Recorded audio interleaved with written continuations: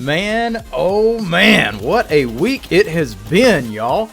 Disney gets kicked in the gonads by DeSantis, loses millions of dollars worth of tax breaks in their own little government society in Florida. Netflix, who drudged up disgusting pro-grooming films like Cuties and other anti-science propaganda pushing the ludicrous idea that men can get pregnant, are losing billions of dollars and laying off hundreds of workers. Elon Musk bought Twitter just to level the playing field for free speech, and we've been able to see the left themselves into a hot mess of liberal tears that we've never seen before now. But the latest thing that's broke, they've leaked documents from the Supreme Court have been confirmed to foresee the overturning of Roe versus Wade, and liberals are once again losing their marbles over this. For real, folks, this would be a good time to stay away from tall buildings, as you might just get clobbered by a social justice warrior flying at you at Mach 5 who just decided they couldn't take it anymore. This is Hit You Good, your favorite all-American freedom-loving gamer, and today we're going to dive into the pro-life versus pro-choice arguments and really break down the morality of ending another human being's life. But don't forget to like and subscribe and leave your thoughts in the comments section below. Now, let's get started.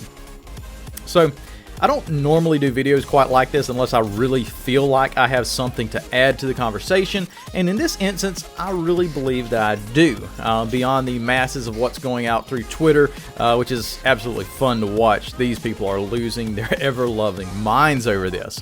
But, I normally enjoy producing, gaming videos, but believe it or not, there are just a few issues out there that are more important than our beloved pastime, so we've got to frame this out. Let's kind of dive into this a little bit more and really discuss Roe versus Wade, what's going to happen, and why you should be, I believe, pro-life.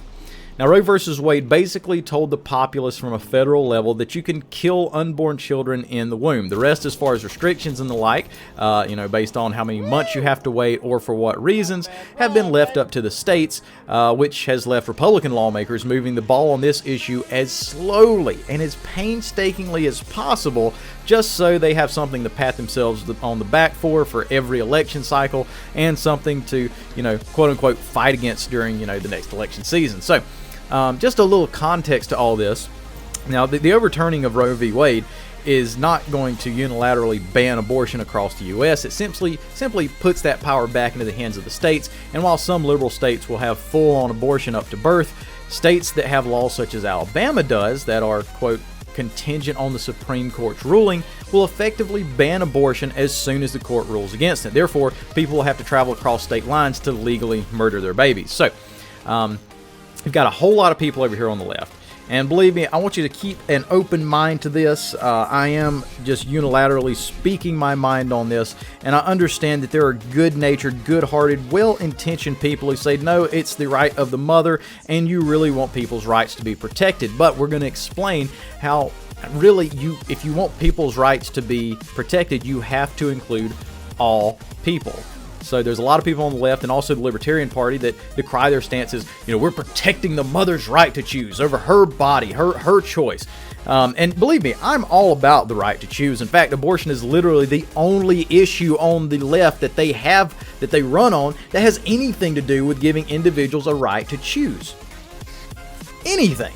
But this one particular one concentrates on government stepping in and relieving and alleviating the sting of bad choices in probably 99% of these occurrences. Without abortion, people will have to live with the consequences of their actions and deal with childbirth. It's natural law, however, that you reap what you sow and that babies come from having sex. There's no way around that. So when government attempts to curtail natural law and the repercussions of that law, it has awful side effects, such as, murder. And also, this is one that they don't talk about a lot in the mainstream media. It's also the guilt that comes along with it.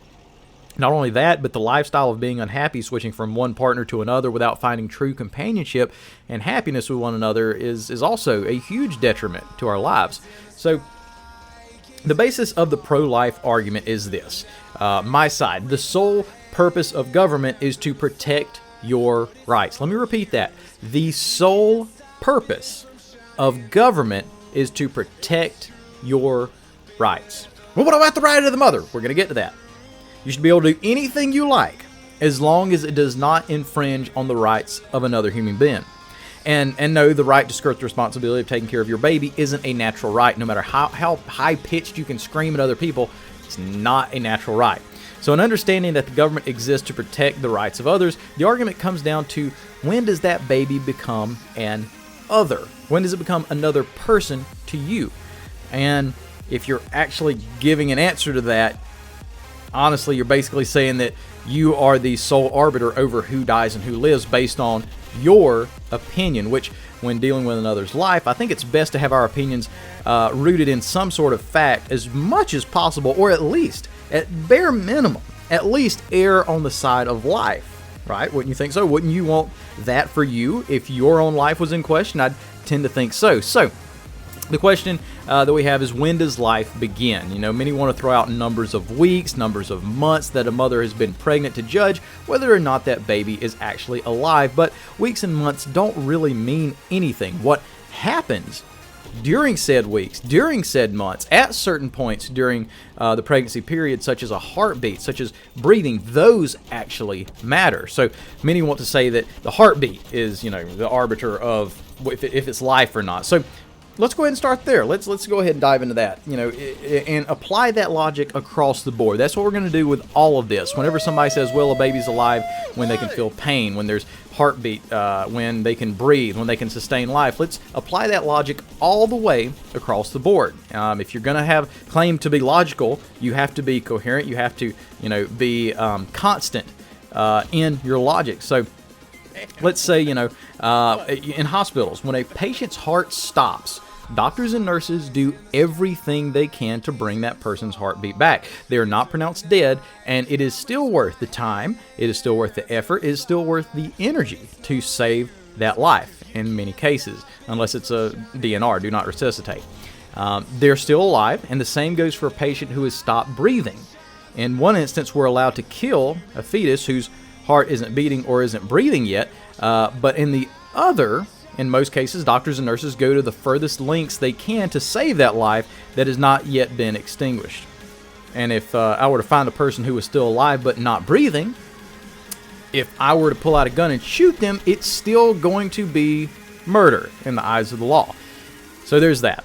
And there's some that say, well, you know, that body, you know, when it can sustain its own life, then it's live. Then it's technically alive. Then you can't kill it. So that's where they get, you know, this logic of this magical birth canal is what brings a clump of cells into being a living baby. I'm not saying they're just a clump of cells. I'm saying that in their logic, it's a clump of cells before it leaves the magical birth canal, and it becomes a baby somehow when it just crosses this threshold. But that doesn't make much sense. Even after a baby is born, it can't sustain its own life. It needs care. It needs lots of close attention, and arguably won't be self-sustainable until, I don't know, maybe 5 or 6 years old at the earliest. Maybe, hell, there's teenagers that probably can't fall into that category, but that doesn't mean that we can kill them, you know.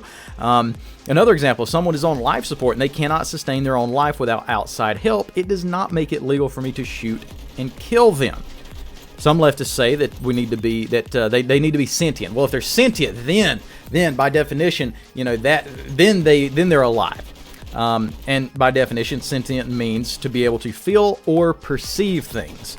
To be able to feel or perceive things. Now, not only is this impossible to prove if someone can feel or perceive things or not, the evidence actually lies against this, as babies can be seen fighting back against abortion surgical instruments during these awful procedures, but it also conflicts with normal logic as well. So if I'm in a coma and I can't perceive anything, you can't walk up to me, stab me in the heart, and say, well, he wasn't sentient. That would be treated as murder and you'd be arrested.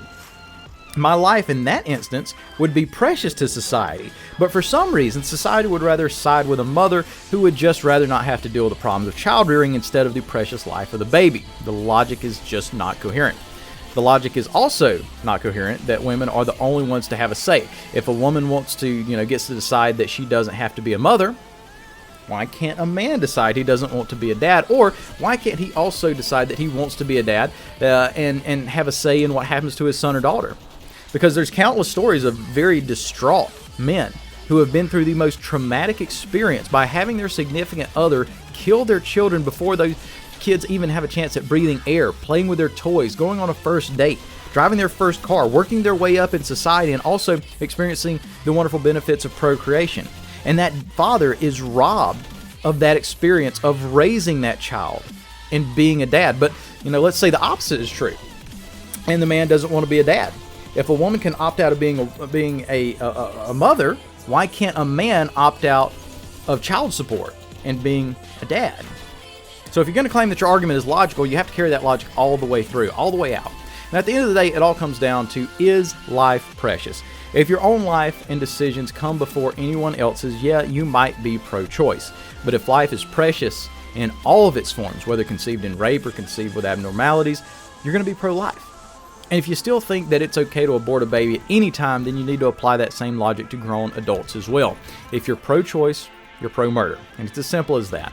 I appreciate everyone who took the time to sit down and watch, and hopefully we'll be getting more into some gaming here soon. We've had a little bit of lapse there, but man, I'm telling you, it was just such an awesome week for freedom this week. I felt the need to weigh in. As far as this stuff being leaked, it's probably a bad thing for Republicans in November. I don't think that anybody is losing sides, losing voters one way or the other. I think everybody's pretty much in their corner, as undecideds are kind of shrinking. But the fact is, it's a turnout machine. It's a gimmick. It is a strategy to get more Democrats and leftists out to the polls in November, and it's probably one that will work. I do still believe that there will be a red wave coming up in this next primary, but it's not going to be quite as much as a tidal wave as before this. However, if this does happen, it goes through like it's supposed to, which is supposedly happening in about 2 months. I do think it is an amazing win, as there are already states out there that as soon as the Supreme Court says that abortion is murder, that they start convicting people, they start convicting doctors, they start making abortion illegal in their own states. So anyways, guys, please leave your comments below. I definitely want to hear what you have to say about this. Like I said, I know this is a gaming channel, but this is kind of what you get on here. We're going to have education, we're going to have fun, we're going to have gaming guides, all that kind of cool stuff. But at the end of the day, sometimes there's more important things than just gaming. As much as I love it, I love my freedom and my country and my fellow man more. So y'all have a blessed day. Happy gaming. Get your good out.